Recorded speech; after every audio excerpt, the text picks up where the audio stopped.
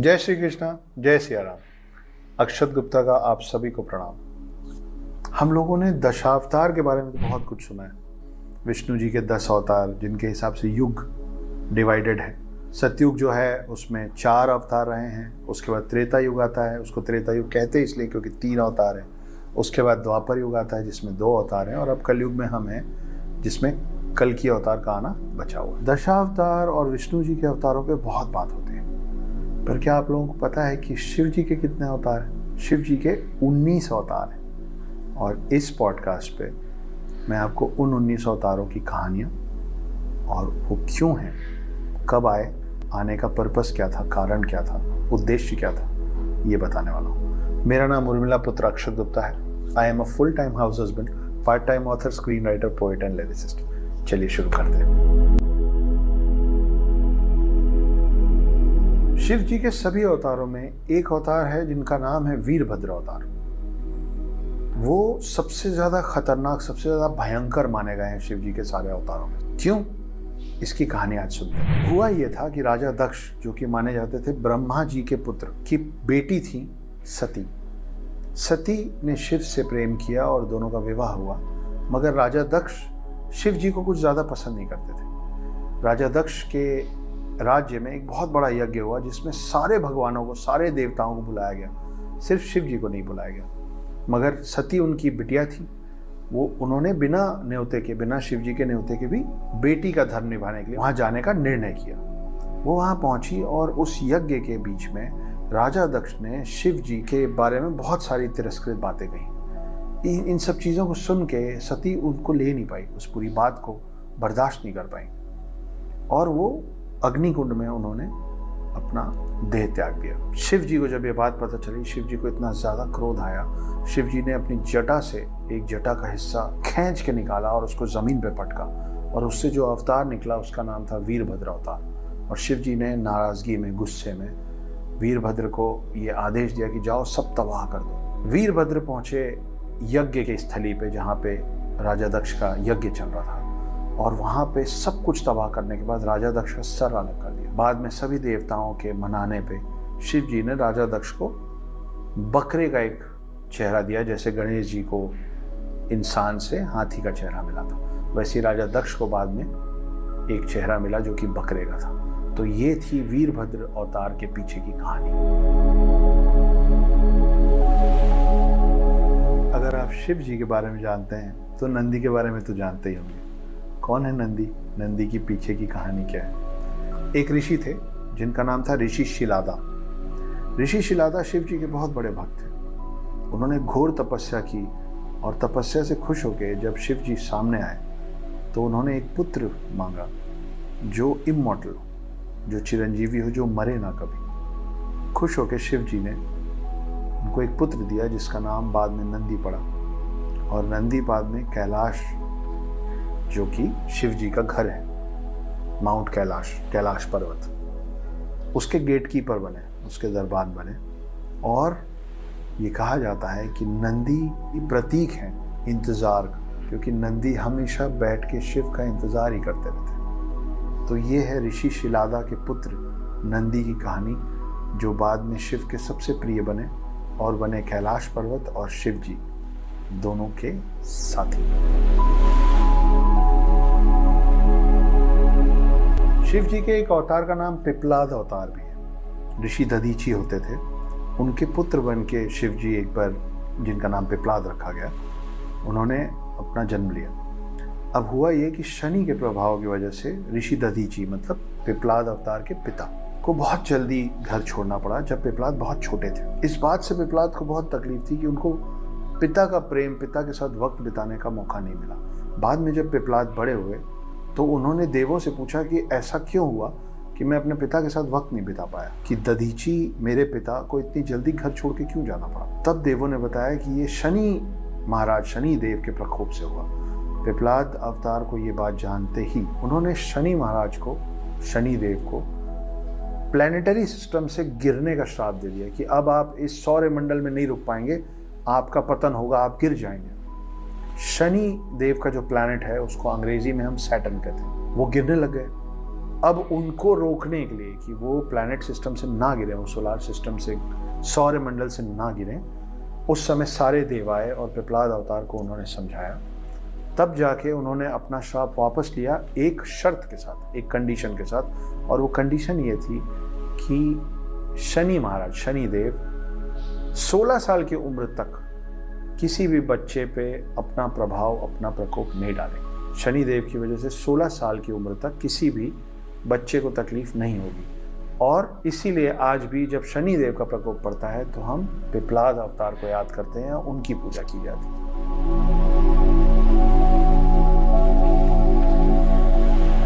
महाभारत का नाम सुना है तो अश्वत्थामा का नाम जरूर सुना होगा। 7 चिरंजीवियों में से एक अश्वत्थामा, पता है ना। अश्वत्थामा के बारे में भी ये मान्यता है, ये माना जाता है कि अश्वत्थामा भी शिव जी के ही एक अवतार थे। 2 कहानियां चलती हैं। एक ये कि जब हलाहल जो विष था उसको जब सागर मंथन के समय शिव जी पी रहे थे तो एक बूंद छलक के बाहर गिर गई थी और उससे बना था एक विष पुरुष।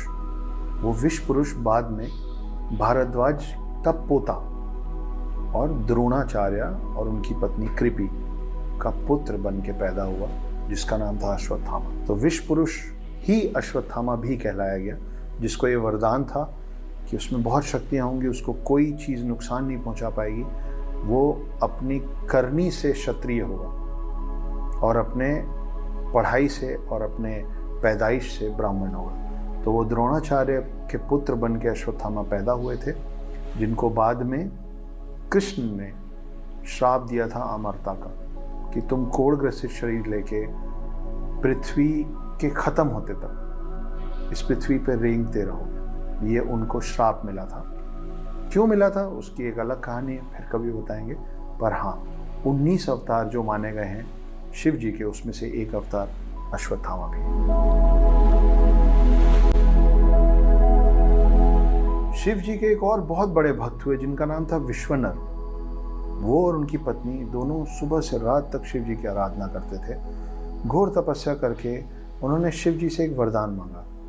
वरदान थे खुद शिव जी। कैसे?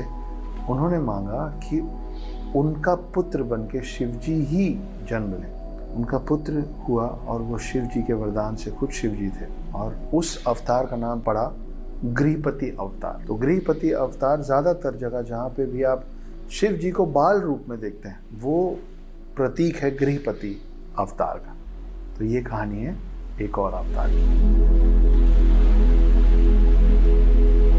विष्णु जी का एक अवतार है नरसिम्हा अवतार। इंसान का शरीर और शेर का मुंह, देखा सुना होगा आपने। अब आप सोच रहे होंगे कि शिव के अवतारों के बीच में विष्णु अवतार नरसिम्हा की बात कहाँ से आ गई? बताता हूँ।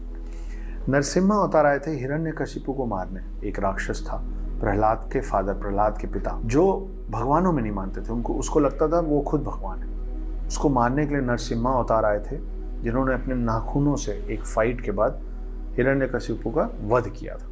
लेकिन इस फाइट के चलते चलते नरसिम्हा अवतार इतने ज़्यादा क्रोधित हो गए कि उनको शांत कर पाना बहुत मुश्किल हो गया। तब शिव जी आए उनको ये समझाने और उनको शांत करने, मगर नरसिम्हा अवतार शांत होने को राजी नहीं। तब जाके शिव जी ने एक और अवतार लिया जिसका नाम है शरभ अवतार। दिखने में वो नरसिम्हा जैसे थे, लेकिन नरसिम्हा से बहुत बड़े थे। हिरण का उनका शरीर था, कुछ लोग हिरण का मानते हैं, कुछ लोग दूसरे जानवरों का मानते हैं, मगर चेहरा जो था वो शेर का ही था। पंख थे, और शरभ अवतार ने नरसिम्हा अवतार को अपनी पूंछ में लपेट के उड़ गए। वो बहुत ऊपर उड़ने के बाद नरसिम्हा अवतार को शांत किए ताकि पृथ्वी में नरसिम्हा अवतार और विध्वंस ना मचाए, और तब नरसिम्हा अवतार शांत हुए। तो नरसिम्हा अवतार को शांत करने के लिए नरसिम्हा अवतार जैसे दिखने वाले शरभ अवतार, जो नरसिम्हा से भी बड़े थे, वो थे शिव के एक अवतार। शिव जी यतिनाथ के रूप में धरती पे आए अपने एक भक्त की परीक्षा लेने। भक्त था एक आदिवासी जिसका नाम था आहुक। आहुक और उसकी पत्नी दोनों बहुत बड़े भक्त थे शिव जी के। शिव जी बिल्कुल दरिद्रता में उनके सामने आए और उनसे कहा कि आज रात को आप मुझे अपने घर पे सोने दीजिए। आहुक ने यह निर्णय लिया कि ठीक है, आप मेरे मेहमान हैं, अतिथि देवो भव, आप मेरे घर पे आराम कीजिए और मैं सुरक्षा में, क्योंकि वो आदिवासी थे, जंगलों में रहते थे, मैं आपकी सुरक्षा करूंगा। वो अपने घर के बाहर चले गए, और रात भर यतिनाथ अवतार जो शिव जी के थे उनकी रक्षा कर रहे थे। रक्षा करते करते आहुक का देहांत हो गया, आहुक पे तीर चला और आहुक मर गया। मगर इस बात से आहुक की पत्नी दुखी नहीं हुई, बल्कि आहुक की पत्नी बहुत गर्वान्वित महसूस की, बहुत गर्व किया उसने, ये कह के कि अतिथि की सेवा करते करते मेरे पति का देहांत हुआ है, ये मेरे लिए गर्व की बात है। इस बात से बहुत खुश होके यतिनाथ जो शिव के अवतार थे उन्होंने उन दोनों को वरदान दिया कि अगला जन्म जो उनका होगा वो होगा नील और दमयंती के नाम पे, और उन दोनों को मिलाने का काम खुद शिव जी करेंगे। तो ये है यतिनाथ अवतार शिव जी की कहानी। तो शिव जी के एक और अवतार हैं जिनका नाम है ऋषि दुर्वासा। ऋषि दुर्वासा थे ऋषि अत्रि के पुत्र। अत्रि ने घोर तपस्या की, तीनों की, ब्रह्मा विष्णु और महेश। खुश होकर ब्रह्मा विष्णु महेश तीनों उनके पास आए और उन तीनों ने उनको 3 पुत्रों का वरदान दिया। ब्रह्मा से जो पुत्र हुए वो थे चंद्रमा, विष्णु से जो पुत्र हुए वो थे दत्तात्रेय, और शिव के जो अंश थे वो थे ऋषि दुर्वासा। माना जाता है कि ऋषि दुर्वासा बहुत गुस्सैल प्रवृत्ति के थे, शॉर्ट टेम्पर्ड थे, तुरंत गुस्सा आता था, बहुत सारे लोगों को बहुत सारा श्राप दिया उन्होंने, पर थे तो अवतार, और वो भी किसके? शिव के। शिव जी के किसी और अवतार के बारे में आपने सुना हो या ना सुना हो? भैरव अवतार के बारे में जरूर सुना होगा। कौन थे भैरव अवतार? मैं बताता हूँ। एक ऐसा वक्त आया था जब विष्णु जी और ब्रह्मा जी दोनों को इस बात का गुमान हो गया था कि वो सर्वश्रेष्ठ हैं। ये बात जब शिव को पता चली थी, शिव को इस बात से बहुत नाराजगी हुई थी, क्योंकि ब्रह्मा जी ने अपने आप को सर्वश्रेष्ठ प्रमाणित करने की कोशिश में एक झूठ कहा। इस वक्त शिव जी का जो अवतार हुआ था उसका नाम था भैरव अवतार। भैरव अवतार को शिव जी का पूर्ण अवतार भी कहा जाता है। और फिर भैरव अवतार ने अपने एक नाखून मात्र से ब्रह्मा जी का एक सर काट दिया था, जिसके कारण से उन्हें ब्रह्म हत्या का एक श्राप भी लगा था, एक ग्लानि हुई थी, और ये ग्लानि जाके खत्म हुई थी, छूटी थी काशी में। विश्व भर में, देश में लगभग हर जगह भैरव के मंदिर हैं। और ये जो भैरव थे वो और कोई नहीं, शिव के एक अवतार। शिव जी के अगले अवतार का नाम है सुरेश्वर अवतार। तो कहानी कुछ ऐसी है कि उपमन्यु नाम का एक आदमी था जो कि बहुत बड़ा भक्त था शिव जी और पार्वती जी का। वो बैठ के इन दोनों की तपस्या कर रहा था और शिव जी के मन में आया कि चलो इसकी परीक्षा लेते हैं। शिव जी ने इंद्र का वेश धर के पार्वती जी के साथ, जो कि इंद्राणी बनी थी, तो इंद्र और इंद्राणी का वेश धर के शिव और पार्वती दोनों आए उपमन्यु की तपस्या भंग करने। उन्होंने बहुत कोशिश की लेकिन उपमन्यु टस से मस नहीं हुए। उपमन्यु ने अपनी तपस्या नहीं तोड़ी। इस बात से खुश होकर शिव जी ने उनको वरदान दिया, और इस समय वो जिस अवतार में आए थे उस अवतार को नाम मिला सुरेश्वर अवतार। शिव जी का एक और अवतार है जिसके बारे में शायद आप लोगों ने नाम से ना सुना हो। वो अवतार है कीरतेश्वर अवतार, कीरत अवतार भी कहते हैं। महाभारत में बहुत सारे देवी देवता अलग अलग रूप में आए थे, और उन बहुत सारे लोगों में शिव भी थे। कहाँ आए थे, किसके पास आए थे, कब आए थे, उसकी कहानी सुनिए। हुआ यूं कि अर्जुन बैठकर घोर तपस्या कर रहे थे एक असुर का वध करने के लिए, जिसका नाम था मूका। और मूका ने एक जंगली सुअर का वेश धर के हमला किया अर्जुन पे। जब अर्जुन की तरफ मूका तेजी से बढ़ रहा था तो अर्जुन की तपस्या टूटी। अर्जुन ने अपना तीर धनुष उठाया और मूका पे हमला कर दिया। मगर ठीक उसी समय मूका पे एक और तीर आके लगा था। वो तीर था एक आदिवासी का जिसका नाम था कीरत। अब इस बात पे ठन गई कि पहले तीर किसका लगा और सही तीर किसका लगा, अर्जुन का या कीरत का।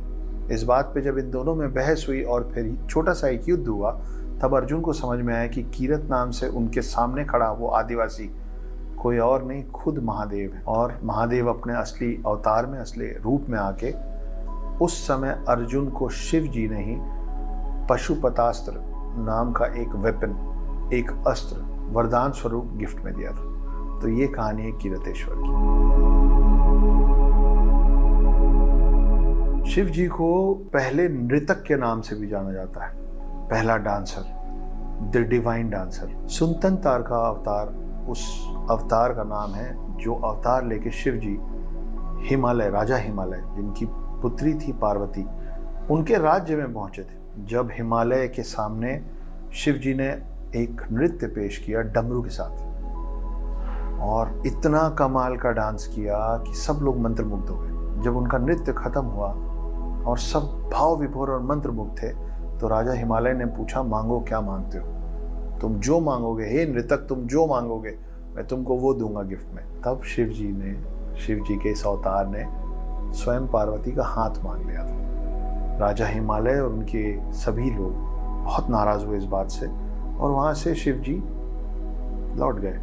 सबके जाने के बाद शिव जी अकेले नहीं आए थे, शिव जी के साथ नंदी थे, बाकी उनके लोग थे। जब ये सब लौट गए, तब राजा हिमालय और उनकी प्रजा को पता चला कि उस अवतार में स्वयं शिव आए थे, और तब जाके राजा हिमालय ने पार्वती का हाथ शिव के हाथ में देने का मन बनाया।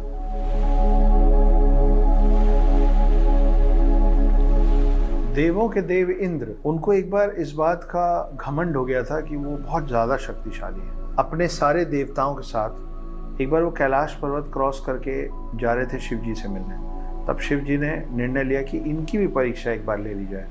तब उन्होंने एक ऋषि का अवतार लिया। उस अवतार का नाम था अवधूत अवतार, और वो आके रास्ते में इंद्र के लेट गए। जब इंद्र क्रॉस करने लग गए और उन्होंने बोला कि हटिए, मुझे जाना है, तो बोले कि तुम कोई शक्ति वक्ति नहीं, तुमको ऐसा लगता है ये सब तुम्हारा वहम है, कोई नहीं हो तुम जैसों को कैलाश पर्वत में जाना अलाउड ही नहीं। इस बात से इंद्र क्रोधित हुए और उन्होंने अपना वज्र निकाल लिया। जब इंद्र ने अपना वज्र चलाने की कोशिश की, अवधूत अवतार जो कि स्वयं महादेव थे, तो वो इंद्र खुद ही जड़ हो गए, फ्रीज हो गए जहाँ खड़े थे। वो जिस पोज में थे, उनके हाथ में उनका जो वज्र था वो सब एज इट इज रुक गया, वो हिल नहीं पा रहे थे। तब जाके इंद्र को समझ में आया कि ये सिर्फ एक ऋषि मुनि नहीं है, कोई और है। और तब अवधूत अवतार से निकलकर शिव जी अपने पूर्ण अवतार पे आए, सिर्फ ये समझाने के लिए इंद्र को कि इंद्र तुच्छ मात्र है शिव के सामने। समुद्र मंथन के बाद असुरों से युद्ध हुआ देवों का, और देव जीत गए। इस जीत के बाद कुछ देवों को इस बात का घमंड हो गया कि वो बहुत शक्तिशाली हैं, उनको कोई नहीं हरा सकता। ये बात शिव जी को अच्छी नहीं लगी, क्योंकि देवों के गुणों में घमंड, प्राइड, ये सब अच्छी चीजें नहीं है। देवों से इस घमंड को अलग करने के लिए शिव जी ने एक नया अवतार लिया, जिसका नाम था यक्षेश्वर अवतार। एक अलग रूप में शिव जी उन देवों के सामने आए, उनके सामने घास का एक तिनका उठाया और बोला, आप लोग बहुत शक्तिशाली हैं, सिर्फ इस घास के तिनके को अपनी अपनी शक्तियों से काट दीजिए। सबने कोशिश की। अग्नि ने उस घास के तिनके को जलाने की कोशिश की, पानी ने डुबोने की कोशिश की। जिनके पास जो अस्त्र शस्त्र थे, उन्होंने उस घास के तिनके पे वो सब कुछ इस्तेमाल कर लिया, लेकिन घास के तिनके को खराब ना कर पाए, घास के तिनके को काट नहीं पाए। तब जाके उनमें से घमंड का जो एक राक्षस था वो अलग निकला, उनसे अलग हुआ, और देव असल मायने में देव बन पाए। तो ये कहानी यक्षेश्वर अवतार की, जो शिव का ही एक अंश थे, आए थे देवों को ये समझाने के लिए कि इंसान हो या देव, घमंड अच्छी बात नहीं। मां सती ने अपना शरीर सुपुर्द कर दिया था अग्नि को, राजा यक्ष ने, क्योंकि शिव जी का तिरस्कार किया था। सती के जाने के बाद सती का पुनर्जन्म हुआ पार्वती के नाम से राजा हिमालय के घर में। हिमालय, जिसको आज हम पहाड़ों के नाम से जानते हैं, एक समय में एक राजा का नाम होता था। पार्वती जब बड़ी हो रही थी तो उनको प्रेम हुआ शिव से, और वो बैठ गई घोर तपस्या करने। वो कुछ करना चाहती थी जिसके रास्ते से वो शिव को प्राप्त कर सके। शिव जी ने पार्वती की परीक्षा लेने की सोची, और तब एक और अवतार आए जिनका नाम था ब्रह्मचारी अवतार। वो ब्रह्मचर्य धर के आए पार्वती के सामने एक ऋषि मुनि के रूप में, और पार्वती जी ने सेवा सत्कार शुरू किया। तब बिल्कुल भोले बनते हुए इन्होंने ये पूछा कि तुम क्यों इतनी आराधना कर रही हो और किसकी आराधना कर रही हो, क्या चाहती हो? पार्वती ने बताया कि मैं शिव की आराधना कर रही हूँ, मैं शिव को प्राप्त करना चाहती हूँ। जानबूझकर ब्रह्मचारी अवतार ने शिव जी का तिरस्कार करना शुरू किया। उनके बारे में ऐसी बातें बोली जो सुन के किसी भी शिव भक्त को तकलीफ होगी। ये सब बातें सुन के पार्वती नाराज हुई, गुस्सा हुई, और यही प्रमाण था कि वो शिव जी की असली भक्त है। उसके बाद शिव जी ने ब्रह्मचारी अवतार से निकल के अपना असली रूप दिखाया, और ये कहानी है ब्रह्मचारी अवतार शिव की। महाभारत खत्म हो चुका था, और साथ ही खत्म हो चुका था द्वापर युग। कलयुग की शुरुआत हो चुकी थी और विदर्भ में उस समय एक राजा हुए जिनका नाम था राजा सत्यार्थ। सत्यार्थ अच्छे राजा थे, लेकिन उनके आस पड़ोस के जो राजा थे, जो किंगडम्स थे, जो राज्य थे, वो उतने अच्छे नहीं थे। राजा सत्यार्थ पे जब हमला हुआ और वो हार गए, तब उनकी पत्नी जो महारानी थी वो गर्भवती थी। वो जैसे तैसे अपने गर्भ को लेके वहाँ से बचते बचाते निकल गई। बहुत तकलीफ़ों में जंगल में उन्होंने एक बच्चे को जन्म दिया और जब बच्चे के साथ वो पानी पीने एक नदी के पास गई तो एक मगरमच्छ ने उस रानी को भी खा लिया। बच्चा अकेला हो गया, भूख और प्यास से तड़प रहा था। उसकी वो तड़प, उसका वो दर्द शिव तक पहुंचा और शिव अपने नेत्र से ये बच्चा कौन है और इसके साथ क्या क्या हो चुका है वो सब देखते हुए एक भिक्षु के रूप में आए, उस बच्चे को उठाया और उसको ले जाके दिया एक और भिखारन को। उस भिखारन को बताया कि ये राजा सत्यार्थ का पुत्र है और इसका तुम ख्याल रखोगी। भिखारन ने पूरे अपनत्व से उस बच्चे को अपनाया, संभाला, खिलाया, बड़ा किया और इस बात से खुश होकर शिव जी वापस आके उस भिखारन को उन्होंने अपना असली रूप दिखाया। बाद में ये बच्चा बहुत अच्छा धनुर्धर, बहुत अच्छा योद्धा बनके राजा सत्यार्थ, जो कि उसी के पिता थे, उनका राजपाट वापस जीता। ये जो अवतार था उसका नाम था भिक्षुवर्य अवतार। तो ये शिव जी की एक और अवतार गाथा थी। शिव जी के 19 अवतारों में एक अवतार ऐसा है जिसके बारे में क्या ही बताएं आपको। नाम है हनुमान, जिनके बारे में आपको सब पता है, इसलिए मैं हनुमान जी पे कुछ ज़्यादा आपको नहीं बताऊंगा। हम चलते हैं अगले अवतार पे, जिसका नाम है वृषभ अवतार। क्या है वृषभ अवतार? तो सागर मंथन के बाद विष्णु जी लगातार असुरों को मारते मारते पाताल लोक के अंदर गए। वहाँ बहुत सारे असुरों को मारा, लेकिन वहाँ एक माया जाल में फंस के सम्मोहित होके वो वहीं के होके रह गए।